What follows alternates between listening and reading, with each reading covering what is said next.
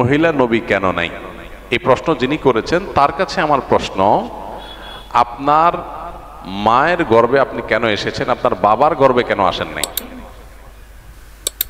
আপনার ভাই বোন 4 জন 5 জন 6 জন যে কয়জনই আছে, এই ভাই বোনের সবাই মায়ের গর্ভে কেন আসছেন? 2 জন মায়ের গর্ভে আসলে 2 জন বাবার গর্ভে আসতেন, এটা কেন নাই? এটার উত্তর দেন।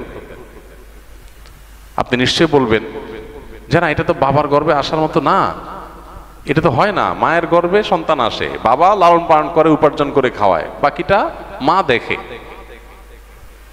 তো আল্লাহ রাব্বুল আলামিন পুরুষদের জন্য কিছু ডিউটি দিয়েছেন, মহিলাদের জন্য কিছু ডিউটি দিয়েছেন। আল্লাহ পুরুষদেরকে সৃষ্টি করেছেন কিছু ডিউটির জন্য উপযোগী করে, মহিলাদেরকে সৃষ্টি করেছেন কিছু ডিউটির জন্য উপযোগী করে।